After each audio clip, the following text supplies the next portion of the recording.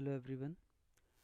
तो आज हम स्टार्ट करेंगे बुक सीक्वेंस एंड सीरीज।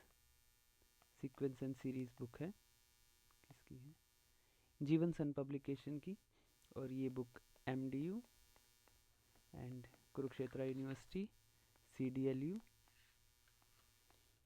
जितनी भी हरियाणा की यूनिवर्सिटी हैं सब में लगभग सेम ही सिलेबस है। अलग अलग सेमेस्टर में होगा, इसमें तो ये 4th सेमेस्टर में है। सो आज हम स्टार्ट करेंगे सीक्वेंस एंड सीरीज बुक का chapter number 1, that is topology of real numbers. तो चलो स्टार्ट करें। Topology of real numbers.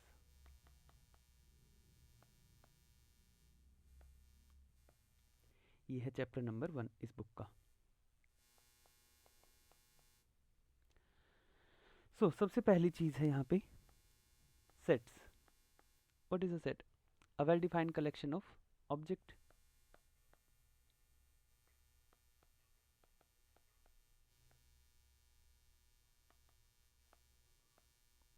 Class 11-12 में पढ़ाया जाता है। कुछ स्टैंडर्ड सेट्स हैं, जैसे set of natural numbers, set of integers, set of rational numbers, irrational numbers and real numbers, and उसके बाद आ जाता है कॉम्प्लेक्स नंबर्स। तो जब भी हम इस तरीके से लिखेंगे तो ये हमारे अंडरस्टूड होगा कि natural numbers, integers, rational, irrational and real and complex के सेट के बारे में हम बात कर रहे होंगे। तो ये सारा का सारा बेसिक्स हैं। अब चलते हैं फटाफट से मेन डेफिनेशंस के ऊपर। नेक्स्ट हमारे पास आती है फाइनाइट सेट की definition. What is a finite set? The number of element should be finite, मतलब कार्डिनैलिटी भी कहते हैं। Cardinality is number of element in a set. एक सेट के अंदर कितने एलिमेंट होंगे? सपोज एक सेट है, उसके अंदर 3 एलिमेंट हैं, तो ये इसकी कार्डिनैलिटी है। इसी को ही ऑर्डर भी कह सकते हैं, इस तरीके से या इस तरीके से इसको लिखा जाता है, या तो ये वाली फॉर्म या ये वाली फॉर्म यूज कर सकते हैं। और ये है 3 कि इसमें 3 एलिमेंट हैं, तो 3 एलिमेंट है तो ऑब्वियसली ये एक फाइनाइट सेट रहेगा। अगर हम सेट के एलिमेंट्स को काउंट नहीं कर सकते हैं तो that will be known as, उसको हम इनफाइनाइट सेट बोलेंगे। जैसे सेट ऑफ नेचुरल नंबर्स, उसको काउंट नहीं करा जा सकता, या real numbers, so they are uncountable, या अभी हम कहेंगे इनफाइनाइट सेट। ठीक है, चलिए उसके बाद आ जाता है इंटरवल।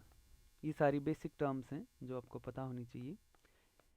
इंटरवल, इंटरवल होगा एक रियल लाइन है, उसके ऊपर आपने 2 पॉइंट्स मार्क कर लिए इस तरीके से। ये हो गया पॉइंट A, ये हो गया पॉइंट B। तो अगर इस तरीके से लिखा जाएगा राउंड ब्रैकेट्स के साथ, तो इसका मतलब है A and B are not included. मतलब कि ये जो सेट है इसमें A और B के बीच के जितने भी रियल नंबर्स हैं, ध्यान से देखना, बीच के जितने भी रियल नंबर्स हैं उन सभी को लिया जाएगा, लेकिन A और B को नहीं लिया जाएगा। एंड सपोज इन केस अगर हम चाहते हैं कि A और B को भी लिया जाए, तो हम इस तरीके से स्क्वायर ब्रैकेट्स का यूज करेंगे। यहाँ पे A and B are included, A and B को सेट के अंदर इंक्लूड किया जाएगा। एग्जाम्पल देखते हैं। अगर लिखा गया है 1 से 3 तक, तो इसका मतलब 1 से 3 के बीच में जितने भी नंबर आएंगे, 1.1, 1.2, 1.5 एंड सो मैनी 2.1, जितने भी नंबर आएंगे वो सभी आएंगे, लेकिन 1 एंड 3 इस सेट में, इस इंटरवल में नहीं होगा। देखिए हर इंटरवल एक सेट भी होता है। तो अगर मैं कहूँ कि क्या 1 में है, तो नहीं। क्या 3 1 में है? नहीं। लेकिन वहीं दूसरी तरफ अगर मैं कहूं कि क्या 1 स्क्वायर ब्रैकेट 1 3 में है, definitely 1 belongs to this set. क्या 3 इस सेट में है? डेफिनेटली, क्योंकि यहाँ पे लगी है स्क्वायर ब्रैकेट। अगर मिक्स्ड फॉर्म में दे दे, half open half closed, suppose कर लेते हैं कि 1 की तरफ से ओपन है और 3 की तरफ से क्लोज्ड है, तो अब अगर पूछे क्या 1 इसमें है, तो नहीं, 1 does not belongs to this set. और अगर यही चीज़ हम यहाँ लिखे क्या 3 इसमें है, तो डेफिनेटली 3 इसमें है। तो आई होप इंटरवल का समझ में आ गया होगा कि इंटरवल का मतलब हो जाता है कि जो भी एंड पॉइंट्स लिखे हैं, बाउंड्री पॉइंट्स, उनके बीच के सभी रियल नंबर्स, बार बार मैं रियल नंबर्स कह रहा हूँ क्योंकि ये सारे के सारे रियल नंबर्स होंगे, ठीक है। तो सभी रियल नंबर्स जो भी इनके बीच में आएंगे उनको कलेक्ट करने वाला ये एक सेट बन जाएगा। अब बात करते हैं सबसेट की। तो सबसेट क्या होता है? सपोज करते हैं एक सेट है 1 2 3 एंड 4, ये एक सेट है। तो कोई भी दूसरा सेट जो इसके कुछ एलिमेंट्स से मिलके बनेगा वो क्या हो जाएगा? एक सबसेट हो जाएगा। किसका? ए का। यहाँ पे बी के जो एलिमेंट हैं 2 और 3 वो किससे आए हैं? ए से आए हैं। तो in this case we can say कि बी जो है वो सबसेट है ए का। अगर हम कहें कि सी ले लेते हैं जहाँ पे हमने 1 3 एंड 4 लिख दिया, तो सी भी एक सबसेट है ए का। अगर मैं एक डी बनाऊं 1 4 एंड 5, तो यहाँ पे ये सबसेट नहीं है। जब नहीं होगा तो उसके ऊपर ऐसे ऐसे मार्क कर देंगे, क्योंकि 5 एक एक्स्ट्रा एलिमेंट है जो ए में नहीं है। तो अगर ये एक सर्कल है जो रिप्रेजेंट करता है सेट ए को, तो सबसेट का मतलब इसके अंदर वो सेट बैठा होगा बी। क्लियर? ए जो बी है उसके सारे एलिमेंट किस में से आएंगे? ए में से आएंगे। एक भी एलिमेंट एक्स्ट्रा नहीं हो सकता है। चलिए, तो ये बेसिक सबसेट की डेफिनेशन है। अब स्टार्ट करते हैं जो कॉलेज लेवल का होता है। यहाँ तक जो है 11th 12th में पढ़ा दिया जाता है। अब हम स्टार्ट करेंगे कॉलेज लेवल का। तो मैं पहले यहीं पे ही कर लेता हूँ सारा का सारा। चलिए, अब आ जाते हैं बाउंडेड अबव सेट।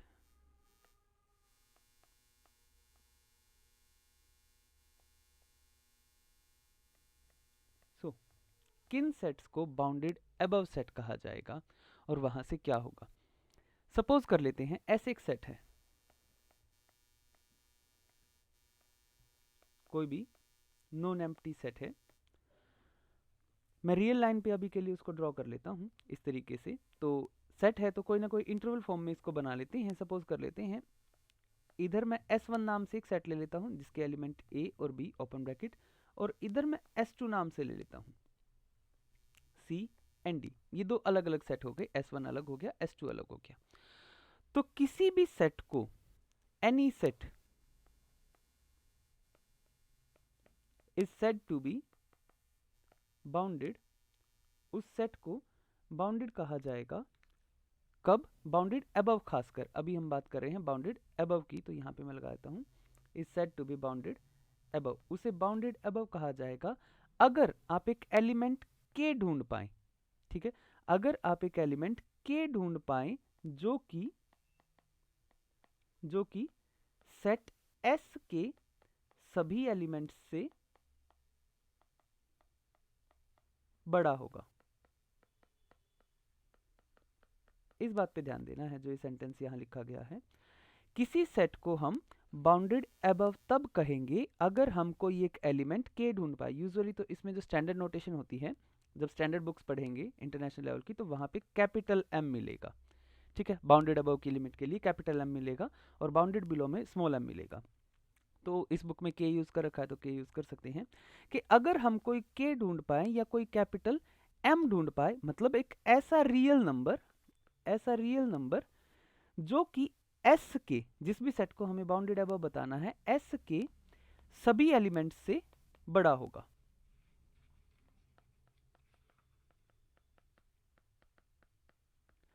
अब बात करते हैं बाउंडेड और अनबाउंडेड के बारे में। सपोज कर लेते हैं मैंने 1,10 ये एक इंटरवल ले लिया, इसका नाम मैंने रख दिया S1। फिलहाल के लिए मैंने S1 जैसा एक इंटरवल ले लिया, ओपन ब्रैकेट A और B, जहां पे A की वैल्यू मेरी क्या हो गई 1 और B की वैल्यू हो गई 10। तो अगर मैं देखूं, मैं एक एलिमेंट चूज कर लेता हूं 11। मैंने K की या स्टैंडर्ड फॉर्म में कैपिटल M की वैल्यू मैंने चूज कर ली 11। क्या 11 जो है S1 के सभी एलिमेंट से बड़ा है? बड़ा है। अगर मैं कोई भी X चूज करूं, किसमें से? S1 के, S1 क्या है? 1 से 10 तक का इंटरवल। अगर मैं कोई भी एलिमेंट चूज करूं S1 का, उसका नाम दे दूं X, क्या 11 जो है उससे बड़ा रहेगा? 11 हमेशा उससे बड़ा रहेगा। इसका मतलब 11 जो है वो S1 के सभी एलिमेंट से बड़ा है। इसका मतलब 11 इज एन अपर बाउंड। ये क्या है? एक अपर bound for the set S1। Upper bound मतलब इससे ऊपर S1 का कोई भी एलिमेंट नहीं है। तो जब हम एलिमेंट की बात करेंगे, जब मैं K की बात करूंगा या M की बात करूंगा, तो इनको क्या कहा जाएगा? इनको कहा जाएगा अपर बाउंड्स। ये अपर बाउंड होंगे, और अपर बाउंड यूनिक नहीं होता, क्योंकि अगर मैं इसकी वैल्यू सेट कर दूं, K की वैल्यू 12 सेट कर दूं, तो बात तो फिर से वही बन जाएगी कि यहाँ पे 12 आ जाएगा, और 12 भी X के सभी मतलब S1 के सभी एलिमेंट से बड़ा है, तो अब 12 क्या हो गया? एक अपर बाउंड होगा। और अगर तुम अपर बाउंड ढूंढ पाते हो, अगर तुम्हें अपर बाउंड मिल जाता है, तो उस सेट को S1 इज बाउंडेड अबव। अब दोनों ही चीजें एक साथ काम करेंगी कि S1 बाउंडेड अबव सेट होगा अगर तुम अपर बाउंड ढूंढ पाओ, मतलब अपर बाउंड क्या करेगा? एग्जिस्ट करेगा। और अगर अपर बाउंड एग्जिस्ट कर रहा है तो वो सेट क्या हो जाएगा? Bounded above. जब मैं सेट की तरफ से सेंटेंस को बोलूंगा तो मैं बोलूंगा कि सेट इज बाउंडेड अबव, और जब मैं एलिमेंट की तरफ से बोलूंगा तो मैं बोलूंगा कि this element is an upper bound for the set S1। Logic clear है कि अपर बाउंड क्या होता है और बाउंडेड सेट क्या होता है? अभी हम बाउंडेड अबव सेट कर रहे हैं। तो क्या स्क्वायर ब्रैकेट कर देने से कोई फर्क पड़ेगा? बिल्कुल भी कोई फर्क नहीं पड़ेगा। मैं S2 ले लेता हूं, S2 को मैंने ले लिया 1,10, तो कोई फर्क पड़ा? कोई भी फर्क नहीं पड़ा। मैं यहाँ पे अगर 11 को रखूँ तो डेफिनेटली कोई भी मैं x अगर चूज कर रहा हूँ S2 में से, तो 11 उससे बड़ा है। 11 is an upper bound, 11 is an upper bound for S2 as well. तो इसका मतलब S2 क्या है? Is bounded above. और बाउंडेड अबव का सीधा सीधा मतलब क्या है? अब मैं इसको रियल लाइन पे समझाता हूँ। बाउंडेड अबव का बिल्कुल साधारण मीनिंग क्या होगा, ध्यान से देखना। बाउंडेड अबव का मीनिंग होता है कि तुम अगर अपने सेट के अंदर राइट साइड चलने लगो, मैं राइट साइड जा रहा हूं क्योंकि राइट साइड वैल्यू बढ़ती जा रही है, तो एक टाइम पे आके तुम सेट को क्रॉस कर जाओगे, कहानी खत्म हो गई। तुम सेट को क्रॉस कर जाओगे। क्यों? क्योंकि जैसे ही मैंने यहाँ पे, मैं ग्रीन से अगर लगा दूं, जैसे ही मैंने ये वाली लाइन लगाई, ये वाली लाइन मेरे सेट से बाहर चली गई। इसका मतलब मेरा सेट जो है वो यहाँ से यहाँ तक ही है। मतलब राइट साइड सेट कहीं ना कहीं सीमित हो जाता है, कहीं ना कहीं बाउंड हो जाता है, और फिर हम सेट से बाहर निकल जाते हैं, और वो सेट क्या हो जाता है? Bounded above. क्यों? क्योंकि सेट जो है कभी भी इस वैल्यू का, सेट का कोई भी एलिमेंट कभी भी इस लाइन को पार नहीं कर पा रहा, इसीलिए बाउंडेड अबव है। दूसरी तरफ अगर मैं एक एग्जांपल ले लेता हूं, मैं एग्जांपल ले लेता हूं 1, इंफिनिटी। ये मैंने S3 ले लिया। So this set is not bounded above. ये नॉट बाउंडेड अबव है। इसका कारण क्या है कि ये बाउंडेड अबव नहीं है? उसका कारण ये है कि जैसे ही मैं कोई k की वैल्यू फाइंड करता हूं, मैंने मान लिया k ले लिया 100, तो क्योंकि मेरे को इस सेट में 1 मिलेगा, तो मैंने कहा ये गेम चलता जाएगा। ठीक है, हम क्या करेंगे? दो बंदों को चूज कर लेंगे। एक बंदा अपर बाउंड ढूंढने की कोशिश करेगा और दूसरा बंदा उस अपर बाउंड को नलीफाई कर देगा। जैसे ये है पर्सन 1 जो कि क्या ढूंढने में लगा हुआ, जो कि ये आर्ग्यू कर रहा है कि भाई S3 जो सेट है ना वो बाउंडेड अबव है। तो पर्सन 1 अगर ये कह रहा है कि बाउंडेड अबव है, तो पर्सन 1 को टास्क दी जाएगी कि भाई तू बाउंड ढूंढ के दिखा इसका अपर बाउंड। तो पर्सन 1 कहता है कि ठीक है बाउंड ले लो 100 अपर बाउंड। दूसरा बंदा है पर्सन 2 जो ये कह रहा है कि नहीं ये तो बाउंडेड अबव नहीं है, तो वो क्या करेगा? इस अपर बाउंड को क्रॉस करने वाला एक एलिमेंट दे देगा कि देखो भाई 101 जो है वो S3 में है, और 101 is not less than your upper bound, मतलब तेरे अपर बाउंड को क्रॉस कर गया। क्लियर? तो इस तरीके से फिर वो अपर बाउंड को बढ़ा के क्या कर देगा? 1000। तो यहाँ पे क्या हो जाएगा? 1001। इस तरीके से जब ये चलता जाएगा and you are not able to find out any upper bound, मतलब जब भी तुम कोई k ढूंढोगे तो एक x मिल जाएगा तुम्हें, किसमें? S3 में से, जो तुम्हारे अपर बाउंड, जिसको तुम अपर बाउंड कहने की कोशिश कर रहे थे, उसको क्रॉस कर जाएगा। देखो यहाँ पे x जो है बड़ा है k से, तो जैसे ही तुम्हारा एलिमेंट तुम्हारे बताए गए अपर बाउंड को क्रॉस कर जाएगा, तो उस केस में हम कहेंगे कि set is not bounded above, कि ये सेट जो है बाउंडेड अबव नहीं है। क्यों?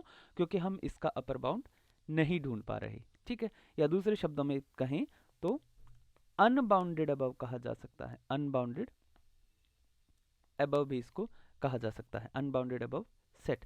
तो यूजुअली अनबाउंडेड अबव सेट जो है वो इनफाइनाइट होती है, जैसे सेट ऑफ नेचुरल नंबर्स, ये अनबाउंडेड है क्योंकि तुम कहीं पे भी इसका बाउंड नहीं ढूंढ सकते, ठीक है, क्लियर।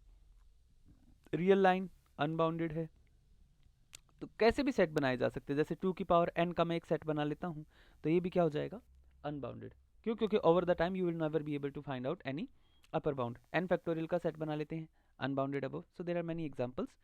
बाउंडेड अनबाउंडेड क्लियर है। चलिए तो आगे चलते हैं, कुछ एग्जांपल्स मैंने बता दिए, कुछ एग्जांपल्स बुक में दे रखे हैं, दैट यू कैन स्टडी। अब हम आगे चलते हैं बाउंडेड बिलो सेट पे।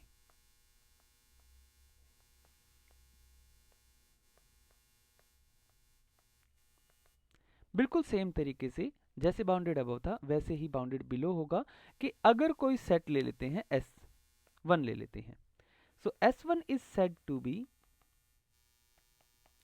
Bounded below.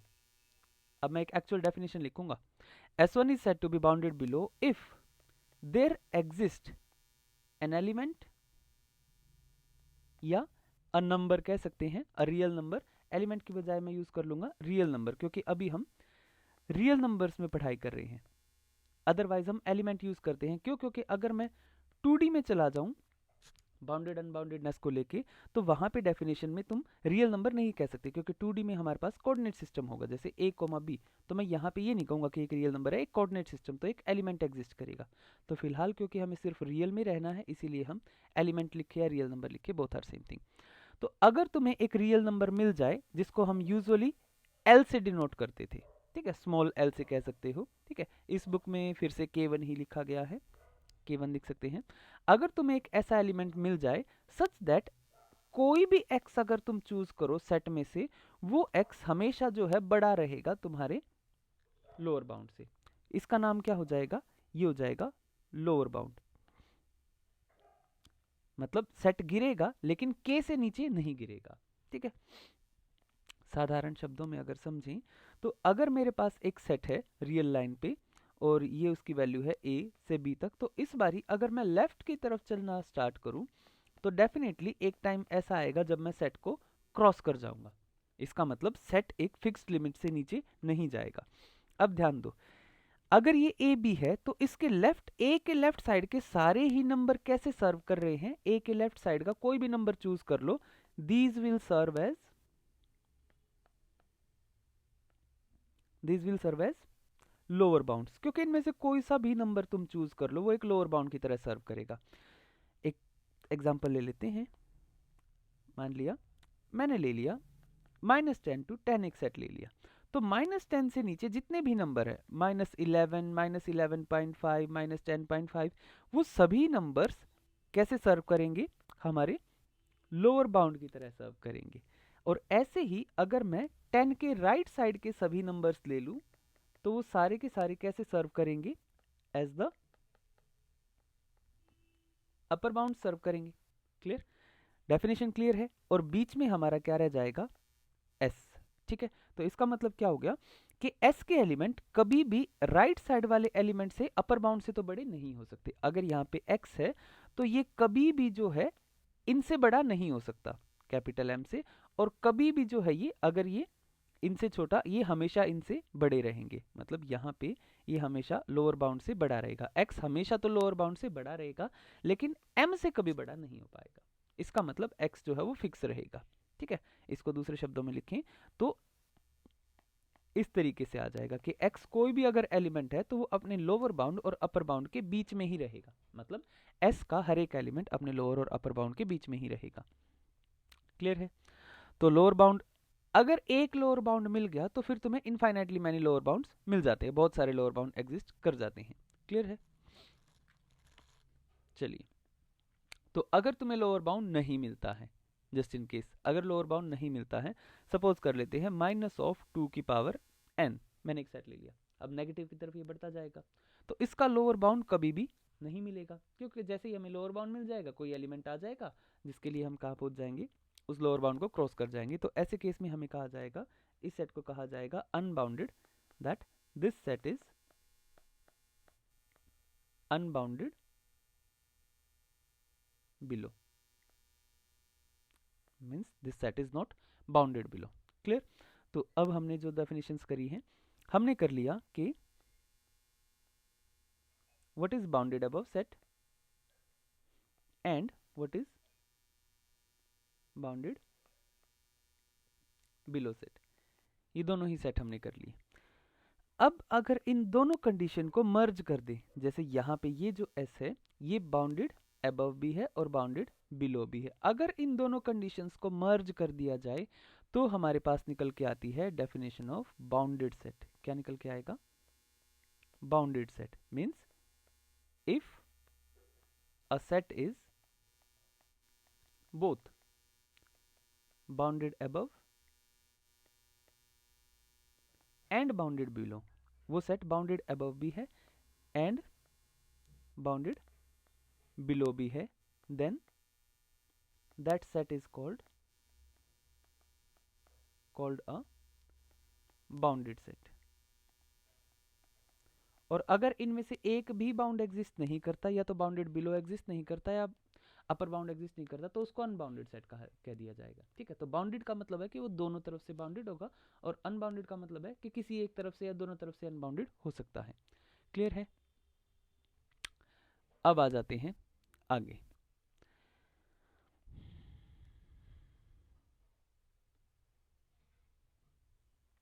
ये ग्रेटेस्ट एलिमेंट और लीस्ट एलिमेंट की डेफिनेशन दे रखी है, हम इस पे नहीं जा रहे हैं, ये काम का कंफ्यूज ही करेगी. हम डायरेक्ट जंप करेंगे लीस्ट, अपर बाउंड और सुप्रीमम पे. तो पहले डिस्कस करते हैं least upper bound.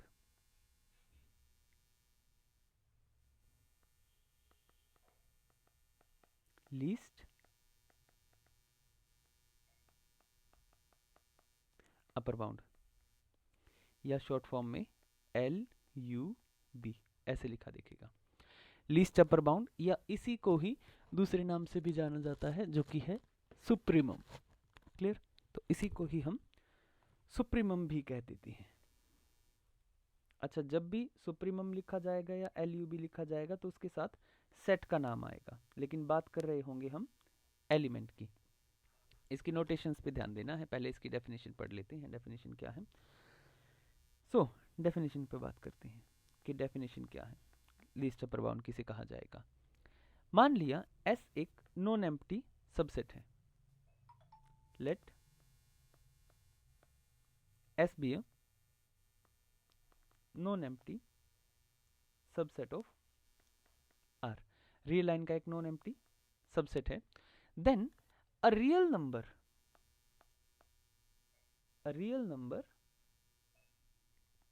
U, small u ले रखा है, इज कॉल्ड, एक रियल नंबर स्मॉल u को हम लीस्ट अपर बाउंड कहेंगे, LUB कहेंगे, is called least upper bound of set S if. अब यहां पे दो कंडीशन है. पहली कंडीशन है if U is an upper bound of set, जो कि बड़ी नॉर्मल सी कंडीशन है कि U is an upper bound of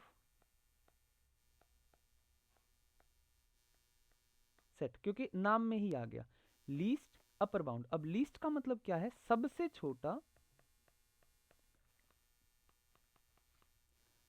छोटा क्या? Upper bound. ठीक है, तो सबसे छोटे अपर बाउंड के बारे में हम बात कर रहे हैं. तो U is an upper bound, पहली कंडीशन तो डेफिनेटली हो ही जाएगी. दूसरी कंडीशन क्या है कि if U prime is any upper bound, any other upper bound कह लेते हैं कि U प्राइम क्या है? एक अलग अपर बाउंड है. U prime is any other upper bound, वो कोई अलग सा अपर बाउंड अगर है U prime, then U is less than और इक्वल्स टू U प्राइम. ये कंडीशन खास है, यही कंडीशन है जो लीस्ट के बारे में. ध्यान से देखो. अब नाम को ब्रेक करते हैं कि नाम का मतलब क्या है. नाम में है तीन वर्ड्स, लीस्ट, अपर बाउंड, और इसकी फिगर बना लेता हूं कि यहां पे बीच में कोई सेट S है. तो अब देखो S के अपर बाउंड्स किस तरफ होंगे? Left side, right side? Right side. ये सारे के सारे क्या होंगे? अपर बाउंड्स. तो अपर बाउंड का खुद का एक कलेक्शन बनाया जा सकता है ना, क्योंकि इधर सारे के सारे क्या है, अपर बाउंड्स। लेकिन हम जो बात करेंगे अपर बाउंड्स में जो सबसे छोटा एलिमेंट होगा, मतलब वो बिल्कुल सेट को लगता हुआ होगा, उसके बारे में। तो अपर बाउंड्स का जो सेट है बेसिकली इसके बारे में बात कर रहा हूं। इसमें सबसे छोटा एलिमेंट जो होगा उसको कहा जाएगा लीस्ट अपर बाउंड। मतलब क्या है कि ये बिल्कुल बाउंड्री पे होगा, ये बिल्कुल कहां पे होगा, बाउंड्री पे। जैसे ही तुम इसको क्रॉस कर जाओगे तो किस में आ जाओगे, सेट में। और जैसे ही इसको इधर क्रॉस कर जाओगे तो किधर चले जाओगे, अपर बाउंड्स में। इसीलिए कहा गया है, अब डेफिनेशन की सेंस बनाते हैं कि यू क्या है, यू एक अपर बाउंड है। यू क्या है, एक अपर बाउंड है। और यू को मैं क्या कह रहा हूं कि भाई यू जो है ना वो लीस्ट अपर बाउंड है, तो यू यहां पे होगा। ठीक है, तो अपर बाउंड का मतलब तो क्या हो गया कि कोई भी अगर मैं x लूंगा s में से तो डेफिनेटली x छोटा होगा किससे, u से। अपर बाउंड की डेफिनेशन क्लियर होगी। तो पहली जो ये कंडीशन है ये बेसिकली कुछ नहीं है, ये है कि तुम कोई भी x ले लो s में से, वो x छोटा होना चाहिए किससे, u से। अब दूसरी कंडीशन जो है वो क्या सिग्निफाई करती है कि अगर अगर तुम्हें कोई और अपर बाउंड मिल जाता है, तो ध्यान से देखो मैंने यू यहां लगा रखा है बिल्कुल ऐसे बाउंड्री पे। अगर तुम्हें कोई अपर बाउंड मिलेगा तो ऑब्वियसली है इसके राइट साइड में मिलेगा। मान लिया मेरे को यू प्राइम मिल गया यहाँ पे, अब यू प्राइम भी तो अपर बाउंड है, क्यों, क्योंकि यू प्राइम भी एस के सारे एलिमेंट से बड़ा है। कोई भी तुम अगर एक्स लोगे तो यू प्राइम जो है यहाँ पे है तो उससे बड़ा है। लेकिन अगर ध्यान दें तो यू जो है वो यू प्राइम से क्या है, छोटा है। मतलब क्या है कि अपर बाउंड्स के कलेक्शन में जो सबसे छोटा एलिमेंट है उसको कहा जाता है लीस्ट अपर बाउंड। और वो कहाँ पे होता है, बिल्कुल बाउंड्री पे। ठीक है, कि कोई भी दूसरा अपर बाउंड जो होगा वो उससे तो क्या होगा, बड़ा ही होगा। ठीक है, और वो एक अपर बाउंड की तरह काम करेगा। तो u जो है, u एक अपर बाउंड है, लेकिन दूसरा कोई भी अपर बाउंड u से छोटा नहीं होगा। या दूसरे शब्दों में कहें कि दूसरा कोई भी अपर बाउंड s के इतना नजदीक नहीं हो सकता जितना नजदीक u खुद है। क्लियर है डेफिनेशन। चलो अब मान लेते हैं, एक एग्जांपल ले लेता हूं मैं, एक सेट ले लेता हूं। इसका लीस्ट अपर बाउंड क्या होगा,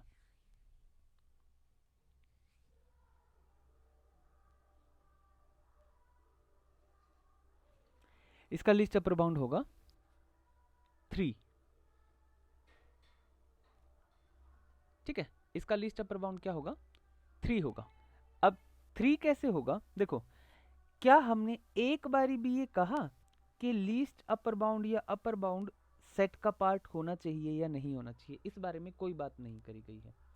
तो जो लीस्ट अपर बाउंड होगा वो हो सकता है सेट का पार्ट हो भी जाए और हो सकता है सेट का पार्ट ना भी हो, लेकिन क्या है कि बाकी सभी एलिमेंट्स जो है उससे छोटे ही रहेंगे। ठीक है, तो अगर मैं यहां पे कहूं कि 3 जो है इज एन अपर बाउंड, या मैं 3 को क्लेम करता हूं 3 जो है वो लीस्ट अपर बाउंड है। ठीक है, अब 3 को अगर मैं कहूं कि लीस्ट अपर बाउंड है तो इसका मतलब क्या हो गया, इसका मतलब ये हो गया कि 3 से जो है बाकी सारे एलिमेंट्स छोटे होंगे s के। अगर ये s है तो s में से कोई भी एलिमेंट अगर मैं चूज कर लूंगा तो वो डेफिनेटली 3 से छोटा है। तो पहली कंडीशन तो चल गई, पहली कंडीशन क्लियर है। अब अगर कोई दूसरा अपर बाउंड है, सेकंड कंडीशन क्या है कि u prime is an upper bound for s। अगर u प्राइम कोई अपर बाउंड है तो ये कंडीशन तो क्लियर है कि u प्राइम जो है कोई भी x अगर मैं चूज करूंगा, किसमें से, कोई भी x अगर मैं चूज करूंगा s में से, तो u प्राइम से छोटा होगा। लेकिन अगर हम गौर से देखें सेट को, अगर मैं इसको बना के देखूं तो 3 से आगे के तो 3 से इधर के तो सारे एलिमेंट खुद किसका पार्ट है, सेट का। और सेट के अंदर अपर बाउंड नहीं आ सकता।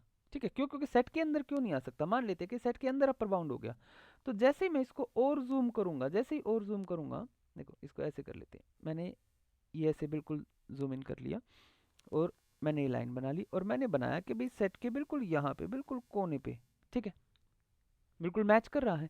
लेकिन जैसे ही मैं इसको जूम करूंगा इसके बीच में क्या दिखने लग जाएगा मेरे को, इसके बीच में मेरे को थोड़ा सा गैप दिखने लग गया। तो वही चीज होती है कि अगर मैंने सेट के अंदर ले लिया अपर बाउंड तो फिर कहानी खत्म हो जाएगी। क्यों, क्योंकि ये क्या है, एक रियल लाइन है। तो यहाँ के और यहाँ के बीच में इनफाइनाइटली मैनी नंबर्स एग्जिस्ट कर जाएंगे। क्लियर। तो जो भी अपर बाउंड होगा वो इस तरफ तो आ ही नहीं सकता 3 के, वो हमेशा कहाँ रहेगा, अब यहाँ पे ही होगा। इसका मतलब यू प्राइम यहीं पे ही होगा। ये सब प्रूव करना है आगे, अभी तो हम इसको समझ रहे हैं। तो यू प्राइम कहाँ होगा, राइट साइड होगा। तो डेफिनेटली आई कैन आर्ग्यू कि 3 जो है वो यू प्राइम से छोटा है। मतलब तुम कोई भी अपर बाउंड ढूंढो, इस सेट के लिए कोई भी अपर बाउंड ढूंढो, वो हमेशा 3 से बड़ा ही मिलेगा तुम्हें। इसीलिए जो 3 है वो हमारा लीस्ट अपर बाउंड है, क्योंकि वो दोनों कंडीशन सेटिस्फाई कर रहा है। कोई दूसरा अपर बाउंड अगर हम ले रहे हैं तो वो 3 के राइट साइड में ही है।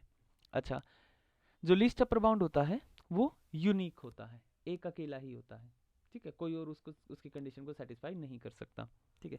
तो ये हमारी अगली थ्योरम है, इसके बारे में थोड़ा सा बात कर लेते हैं कि least upper bound is unique, LUB is unique. तो जब भी हमें कोई चीज़ यूनिक प्रूव करनी होती है तो कैसे प्रूव करते हैं, दो सपोज कर लेंगे कि एक यू हो गया और एक यू प्राइम हो गया। अब अगर यूनिक प्रूव करनी है तो let U and U prime be two least upper bounds. ये दो लीस्ट अपर बाउंड हमने मान लिए, यू और यू प्राइम, क्लियर। अब यहां पे क्या है कि अगर u एक लीस्ट अपर बाउंड है, इसका मतलब देखो अपर बाउंड तो दोनों है, दोनों लीस्ट अपर बाउंड क्लेम करे, तो इसका मतलब कम से कम अपर बाउंड तो दोनों है। तो अगर मैं u को क्या मानूं, u एक लीस्ट अपर बाउंड है, तो इसका मतलब u सेकंड कंडीशन को सेटिस्फाई करेगा। और सेकंड कंडीशन क्या थी कि u अगर लीस्ट अपर बाउंड है, इसका मतलब कोई भी दूसरा अपर बाउंड u से क्या होगा, बड़ा होगा, ठीक है। वही चीज अगर मैं किसके साथ कहूं, u प्राइम के, कि अगर u prime least upper bound है तो u प्राइम भी डेफिनेशन की सेकंड कंडीशन को सेटिस्फाई कर रहा होगा। इसका मतलब कोई दूसरा अपर बाउंड जो कि u हो जाएगा वो किससे होगा, u प्राइम से बड़ा होगा। और इन दोनों इनइक्वालिटी को अगर मर्ज कर दें तो ये क्या निकल के आती है कि u प्राइम और u बेसिकली क्या होगा, सेम होगा, क्लियर। तो इस लीस्ट अपर बाउंड को ही कहा जाएगा सुप्रीमम।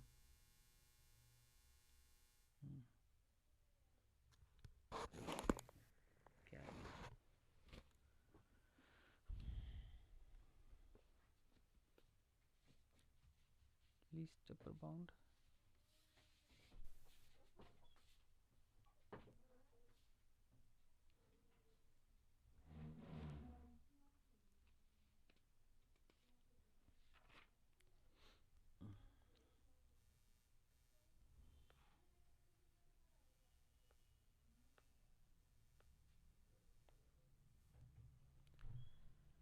नेक्स्ट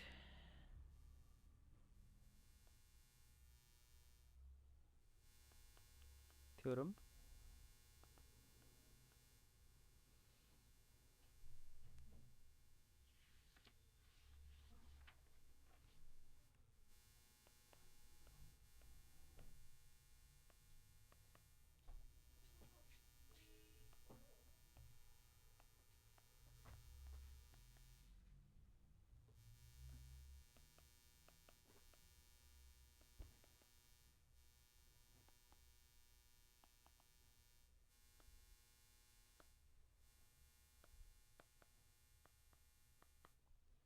तो अब लीस्ट अपर बाउंड अगर समझ आ गया तो अब हम लीस्ट अपर बाउंड की जगह नाम यूज करेंगे सुप्रीमम, ठीक है। बहुत रेयरली यूज होता है least upper bound, otherwise supremum is the better name. तो हम जो यूज करेंगे वो सुप्रीमम नाम यूज करेंगे। तो अब नेक्स्ट है कि अगर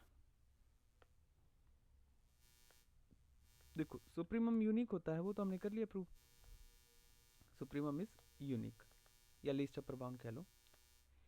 नेक्स्ट है कि अगर कोई ग्रेटेस्ट मेंबर एग्जिस्ट करता है सेट का, मतलब मैं अगर सेट को क्लोज कर देता तो 3 इसका ग्रेटेस्ट मेंबर होता, तो यहाँ पे 3 ही कैसे काम करता, as the supremum of S काम करता, ठीक है। अब यहाँ पे सुप्रीमम क्या है, पार्ट हो जाएगा सेट का, ठीक है। तो अगर मैं 3 को देखूं क्लोज सेट में तो 3 जो है वो S का पार्ट है, लेकिन ये सुप्रीमम का भी काम कर रहा है। क्यों, क्योंकि कोई दूसरा एलिमेंट अगर मैं 3 को ले लूं तो बाकी सभी एलिमेंट जो है S में वो या तो छोटे हैं या इक्वल होंगे 3 के, ठीक है। दूसरा, कोई भी अपर बाउंड अगर लेंगे, कोई भी एक अपर बाउंड लेंगे तो वो 3 से तो बड़ा ही होगा, 3.01 भी लेंगे तो वो भी 3 से बड़ा हो जाएगा। तो इसका मतलब यहाँ पे 3 क्या सर्व करेगा, 3 will serve as the supremum. तो यही हमारी थ्योरम कहती है कि अगर जो है एक मैक्सिमम एलिमेंट तुम ढूंढ पाते हो सेट के लिए, तो वही मैक्सिमम एलिमेंट कैसे सर्व करेगा, that maximum element will serve as the supremum of the set. Clear? तो इसका मतलब क्या है, थ्योरम का प्रूफ बड़ा सिंपल सा है कि हम मान लेते हैं कि S एक नॉन एम्प्टी सेट है जो कि सबसेट है किसका, R का।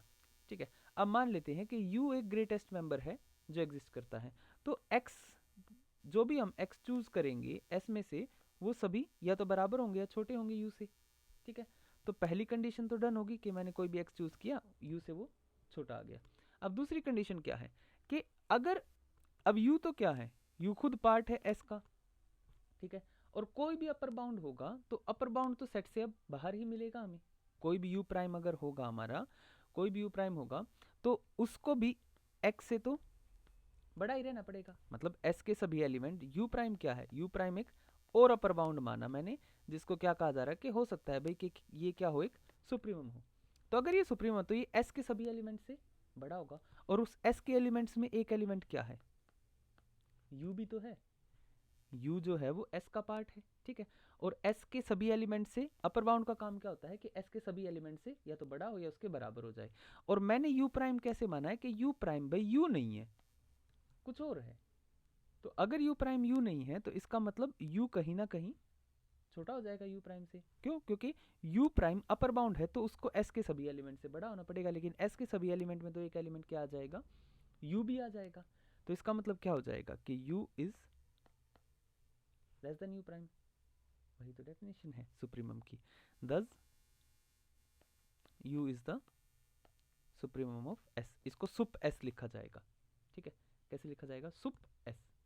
ठीक है, चलो अब एक नेक्स्ट थ्योरम आ जाती है जो कि बेसिकली हमारी डेफिनेशन की तरह ही इक्विवेलेंट काम करेगी। कहने का मतलब क्या है कि जो डेफिनेशन थी उस डेफिनेशन को ही अब हम बदल देंगे। अब से हम जैसे सुप्रीमम को देखेंगे वो इस थ्योरम के हिसाब से देखेंगे। तो थ्योरम क्या कहती है, काफी इंपॉर्टेंट थ्योरम है ये। थ्योरम कहती है कि S अगर कोई नॉन एम्प्टी सेट है रियल नंबर्स का, S is a non empty set of real numbers, S कोई एक non empty set of real numbers है विच इज बाउंडेड अबव है S। ठीक है, then a real number U is supremum और least upper bound of S। तो एक real number U को, U क्या होगा, रियल नंबर्स में से आएगा, U is supremum of, U equals to sup S होगा। मैं जो है एग्जैक्ट डेफिनेशन ना लिख के उसको मैथमेटिकल ऑपरेशंस में लिख रहा हूँ। ठीक है, कि U जो होगा वो सुप S होगा इफ एंड ओनली इफ। अब देखो, इफ एंड ओनली इफ आ गया तो ये पार्ट और ये वाला पार्ट दोनों बैकवर्ड फॉरवर्ड प्रूव करने पड़ेंगे। एक बारी तो हम इसको गिवन मानेंगे, इसको टू प्रूव करेंगे, और फिर इधर वाले पार्ट को गिवन मानेंगे, इसको टू प्रूव करेंगे। तो इफ एंड ओनली इफ के बाद दो छोटी छोटी कंडीशन आती है, जो कि पहली कंडीशन तो सेम ही है कि U जो होगा वो सुप्रीमम S होगा अगर कोई भी ऐसा X चूज करे, किसमें से, for all X belonging to S। कोई भी X चूज कर लो S में से, U हमेशा उससे क्या होगा, बड़ा या उसके इक्वल होगा। सेकंड कंडीशन क्या है कि अब की बारी हम वो नहीं लिख रहे हैं कि बाकी सारे अपर बाउंड्स इससे छोटे होंगे। ठीक है, अब की बारी हम क्या लिख रहे हैं, अब की बारी हम लिख रहे हैं कि कोई भी अगर एप्सिलॉन चूज कर लेते हैं हम ग्रेटर देन 0, बहुत छोटा नंबर, कोई भी अगर हम एप्सिलॉन चूज कर लेते हैं ग्रेटर देन 0, तो तुम्हें एक x मिल जाएगा जो बड़ा हो जाएगा u माइनस एप्सिलॉन से। ठीक है, अब यहाँ पे दो जो है आइडियोलॉजीज का क्लैश हो रहा है, इसको ध्यान से समझना है। पहले मैं लिखता हूं इस पार्ट के बारे में। ये जो पार्ट है, ये पार्ट क्या कहता है, ये पार्ट वही पार्ट है कि भाई अगर कोई u है और वो सुप्रीम s है, अगर कोई u है और वो सुप्रीमम s है, तो इसका मतलब वो u क्या करेगा कि एक तो s के सभी एलिमेंट से बड़ा होगा। ठीक है, कोई भी x अगर मैं चूज कर लेता हूं इसमें से, दूसरा कोई भी अगर दूसरा अपर बाउंड होगा तो वो इससे तो क्या आएगा, बड़ा ही आएगा, इसके इक्वल आएगा। ठीक है, कोई भी दूसरा अपर बाउंड। तो ये इधर वाला पार्ट कौन सी डेफिनेशन यूज करके बनाया है, ये वाली। और जो राइट वाला पार्ट है वो क्या कहता है, वो ये कहता है कि अगर u जो है वो सुप्रीमम s है तो कोई भी x ले लो, तो पहली कंडीशन तो भाई सेम रहेगी कि u जो है वो बड़ा होगा एस के सभी एलिमेंट से या उनके बराबर हो जाएगा। दूसरी कंडीशन में डाल दिया एप्सिलॉन कि अगर कोई epsilon greater than zero, epsilon greater than zero मतलब बहुत छोटा नंबर, बिल्कुल ये बाउंड्री की बात है, इसको समझना है। अगर मैंने बहुत छोटा नंबर भी यू में से घटा दिया, अगर मैंने बहुत छोटा नंबर भी यू में से घटा दिया, मतलब थोड़ा सा भी यू को और डिक्रीज कर दिया, तो बेसिकली यू किस में चला जाएगा, एस में चला जाएगा। मतलब तुम्हें एक एलिमेंट मिल जाएगा एक्स किस में से, एस में से, जो बेसिकली किसको, इसको ओवरकम कर जाएगा। देखो अब डेफिनेशन को समझते हैं रियल लाइन पे। सुप्रीमम की डेफिनेशन जो बनी है वो कैसे बनी है कि सुप्रीमम बिल्कुल बाउंड्री का नंबर होता है, तो ये बाउंड्री का नंबर यू है। पहले वाली डेफिनेशन बात करती थी कि जो बाकी सारे अपर बाउंड्स होंगे यू प्राइम जो यहाँ होंगे, यहाँ वाली साइड, वो यू से क्या होंगे, बड़े होंगे। अब जो डेफिनेशन है वो ये क्या कहती है कि अगर भाई अगर यू ये है और यू सुप्रीमम एस है, तो जैसे ही तुम जरा सा भी you minus epsilon, you minus epsilon का मतलब यू कहाँ आ गया, सेट के अंदर आ गया, और सेट के अंदर आ गया तो इसका मतलब अब तुम्हें यहाँ पे क्या मिल जाएगा, एक यहाँ पे तुम्हें एक एक्स मिल जाएगा जो कि बेसिकली क्या होगा, यू माइनस एप्सिलॉन से बड़ा होगा। तो वो ये कह रहा है कि भाई यू तुम्हारा लास्ट वर्ज है, यू बाउंड्री है एस की, कि यू से अगर और जरा सा भी घटा दिया, देखो अभी तक जब हम बात कर रहे थे तो राइट साइड वाले एलिमेंट्स की बात कर रहे थे कि राइट में कोई भी एलिमेंट होगा तो वो यू से बड़ा होगा, अपर बाउंड तो होगा वो इसके लिए, लेकिन वो यू से बड़ा होगा, यू जितना छोटा नहीं होगा। अब हम बात करें लेफ्ट वाले एलिमेंट्स की कि यू बिल्कुल एस की बाउंड्री पे खड़ा है, ये सेट एस है जो पर्पल में यहाँ से यहाँ तक है, यू बिल्कुल एस की बाउंड्री पे खड़ा है। जैसे ही तुमने यू में से जरा सा भी कुछ घटा दिया, बहुत छोटा नंबर भी घटा दिया, तो बेसिकली तुम किसके अंदर चले जाओगे, सेट के अंदर चले जाओगे। मतलब दूसरे शब्दों में कहें तो तुम्हें सेट के अंदर एक एक्स मिल जाएगा जो तुम्हारे यू माइनस एप्सिलॉन से क्या हो जाएगा, बड़ा। इसका मतलब हमने क्या प्रूव कर दिया दूसरे शब्दों में कि यू बिल्कुल बाउंड्री पे खड़ा है, कि यू के लेफ्ट साइड तो क्या है, सेट स्टार्ट हो जाता है और right side upper bound start होता है। तो अगर हम इसको इस वाली को ना ले, राइट साइड वाली को इस वाली को ले ले, तो ये भी तो वही बात कह रही है कि यू बिल्कुल बाउंड्री पे खड़ा है। जैसे यू में से थोड़ा सा भी घटा दो कि वैसे यू सेट के अंदर आ जाएगा, और सेट के अंदर आ गया तो फिर वो अपर बाउंड नहीं रहा। क्यों, क्योंकि वहां पे तुम्हें एक एलिमेंट मिल जाएगा एस का जो इससे इनके बीच में आ जाएगा, यू के और यू माइनस एप्सिलॉन के बीच में आ जाएगा ना वो एलिमेंट, ठीक है। तो ये भी डेफिनेशन बनती है अपर बाउंड की। तो एक्चुअली अब होगा क्या, अब ये होगा कि अब से जो भी हम प्रूव करेंगे उसमें हम एप्सिलॉन वाली डेफिनेशन का यूज करेंगे, ना कि पुराने वाली डेफिनेशन का। अब से हम इसको as a definition of supremum treat करने लग जाएंगे। जैसे ही हम इसको प्रूव कर देंगे कि ये बात और ये बात बराबर है, फॉरवर्ड बैकवर्ड दोनों बराबर ही बातें हैं, वैसे ही हमारी डेफिनेशन बदल जाएगी कि अब हम इसको एज अ डेफिनेशन ट्रीट करेंगे। बात समझ आई? तो सारी चीजें अब इस प्रूफ पे है, तो let's start the proof. Logic clear हो गया होगा कि हमें एक्चुअली करना क्या है। हमारे पास दो अलग अलग डेफिनेशंस बन के आई हैं और हमें उन दोनों डेफिनेशंस को अब इक्विवेलेंट प्रूव करना है कि दोनों सेम ही बात कह रही हैं। तो पहले मान लेते हैं फर्स्ट पार्ट, इसका प्रूफ करते हैं।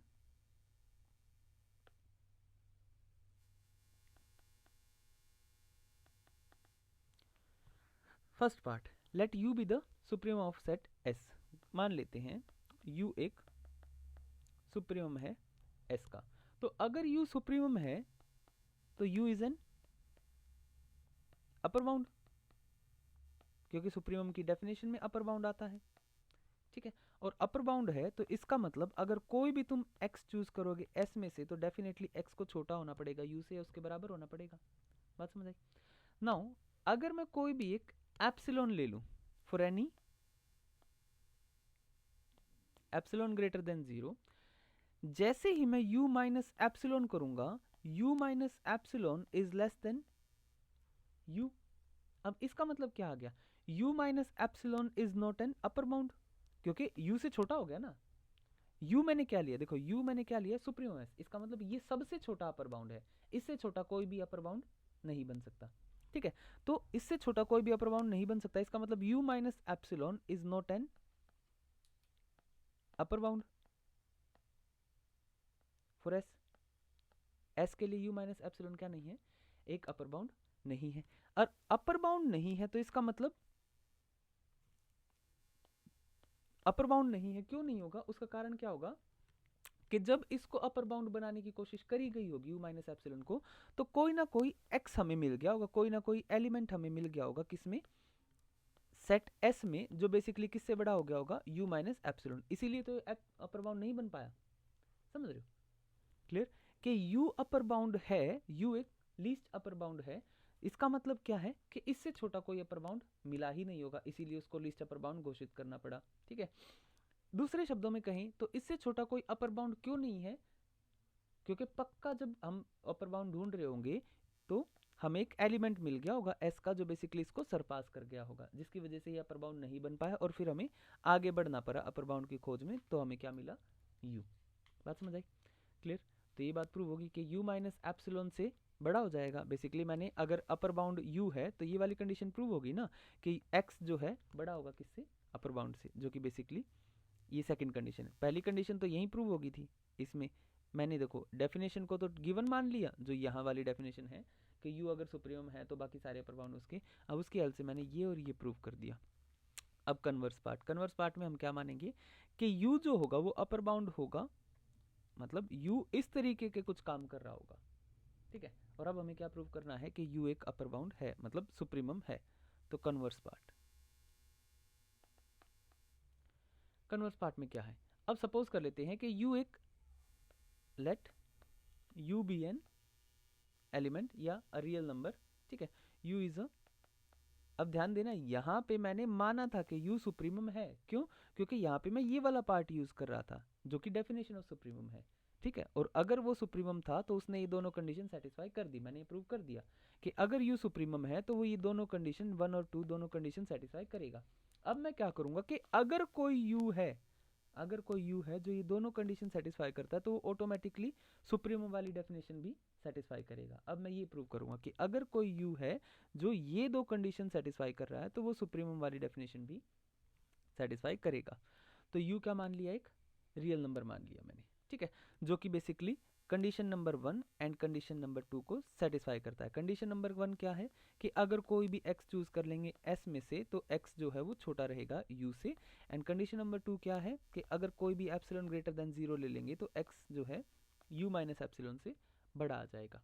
ठीक है, अब मेरे को क्या प्रूव करना है? देखो कंडीशन नंबर 1 डेफिनेशन की और इसकी तो सेम है। ठीक है, जो हमने सुप्रीमम की डेफिनेशन करी है उसमें कंडीशन नंबर 1 यही है कि अगर कोई अपर बाउंड होगा उसको हमें सुप्रीमम क्लेम करना है तो सबसे पहला काम तो उसे क्या करना चाहिए कि वो s के सभी एलिमेंट से बड़ा होना चाहिए।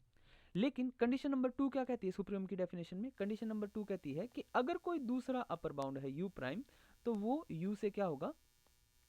बड़ा होगा या उसके बराबर होगा। मतलब कोई दूसरा अपर बाउंड जो होगा वो उससे बड़ा ही होगा। तो मेरे को उसी को प्रूव करना पड़ेगा यूजिंग दिस कंडीशन। ठीक है, तो मान लेते हैं let u prime be an upper bound for s। ठीक है, तो u प्राइम को ही और अपर बाउंड मान लिया मैंने। ठीक है, यहां से ये तो क्लियर हो गया कि u क्या है? u is an upper bound, u भी एक अपर बाउंड है। देखो इतना लिखते ही ये तो साबित हो जाता है कि अपर बाउंड है। क्यों? क्योंकि अपर बाउंड क्या था कि सेट के एलिमेंट से बड़ा होगा। लेकिन u एक लीस्ट अपर बाउंड है, वो अब प्रूव करना है। और वो कैसे प्रूव करेंगे? कि बाकी के जो अपर बाउंड है वो u से बड़े हैं। ठीक है, तो पहली कंडीशन से ये तो साबित हो जाता है, क्योंकि पहली कंडीशन दोनों की सेम है, तो इतनी बात तो साबित हो जाती है कि ये u एक अपर बाउंड है। लेकिन हमें क्या प्रूव करना है कि u सुप्रीमम है, मतलब लीस्ट अपर बाउंड है। तो लीस्ट अपर बाउंड के लिए हमें क्या प्रूव करना पड़ेगा कि बाकी कोई जो अपर बाउंड होगा u प्राइम वो u से क्या होगा? बड़ा ही होगा। वो हमें प्रूव करना है। तो u प्राइम एक upper bound, sorry u prime जो है ना अपर बाउंड की बजाय मान लेते हैं एक रियल नंबर है जो कि u से छोटा है। u प्राइम बी यानी real number which is less then, u prime is less then u। और हम कोशिश करेंगे कि अगर u प्राइम u से छोटा है तो क्या वो सुप्रीमम बन सकता है, ये कोशिश करेंगे। ठीक है, और फिर बाद में क्या दिखा देंगे? कॉन्ट्राडिक्शन के ऐसा तो हो ही नहीं सकता। तो इसका मतलब u प्राइम अपर बाउंड नहीं बन पाएगा। सो u प्राइम लेस देन क्या ले लिया? u ले लिया। अब u prime less than u ले लिया तो इसका मतलब u बड़ा हो जाएगा किससे? u प्राइम से। इसका मतलब अगर u में से मैं u प्राइम सब्ट्रैक्ट करूंगा तो मेरे पास आंसर क्या आ जाएगा? पॉजिटिव।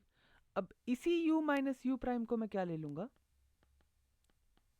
एप्सिलॉन, क्योंकि बहुत छोटी क्वांटिटी आएगी। ठीक है, क्योंकि पास पास में होंगे u और u प्राइम।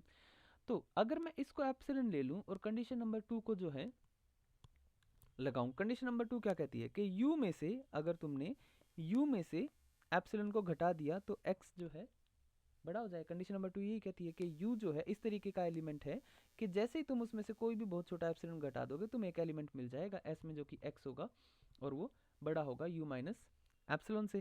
क्लियर? तो एप्सिलॉन की वैल्यू तो क्या है u माइनस यू प्राइम। इसको खोलेंगे तो क्या आ जाएगा, x किससे बड़ा आ गया, u प्राइम से। और अगर x किससे बड़ा आ गया, u प्राइम से, तो क्या u प्राइम कभी भी, u prime can not be a supremum, या सुप्रीमम तो छोड़ो, ये अपर बाउंड भी नहीं हो सकता। क्यों? क्योंकि s का एलिमेंट किससे बड़ा आ गया, u प्राइम से, तो ये अपर बाउंड नहीं हो सकता। अब u प्राइम मैंने तो क्या माना था, मैंने तो ये माना था कि u प्राइम जो है, मैंने यहाँ पे ये माना था कि u प्राइम एक रियल नंबर है जो कि क्या है, लेस देन u। और मैं ये देख रहा था कि क्या u प्राइम को कैसे भी अपर बाउंड बनाया जा सकता है, लेकिन मेरे पास क्या आया कि u से छोटा कोई भी नंबर अपर बाउंड नहीं हो सकता। इसका मतलब क्या है,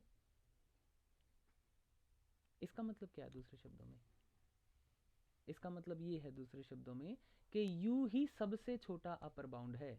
ठीक है, यहाँ पे क्या लिखा गया है कि u जो है u प्राइम छोटा है u से, और फिर यहाँ पे लिखा गया कि u प्राइम जो है अपर बाउंड नहीं हो सकता। इसका मतलब क्या है कि u से छोटा कोई भी नंबर अपर बाउंड नहीं बन पा रहा, अपर बाउंड नहीं बन सकता। u से छोटा कोई भी नंबर अपर बाउंड नहीं बन सकता। इसी बात को दूसरे शब्दों में कहें तो क्या हो जाएगा कि u ही सबसे छोटा अपर बाउंड है। तो अगर u सबसे छोटा अपर बाउंड है तो इसका मतलब क्या है, u ही तो सुप्रीमम s है। समझे? So this proves equality of both the things. ठीक है, अब ग्रेटेस्ट लोअर बाउंड बिल्कुल सेम होता है GLB, ठीक है, जिसको इनफीमम कहा जाता है। ये तुम स्टडी करना है, अपने आप से कोशिश करनी है। सेम कंडीशन है कि GLB भी क्या होगा, यूनिक होगा। फिर उसकी भी जो है एक इक्विवेलेंट डेफिनेशन बन के आएगी जो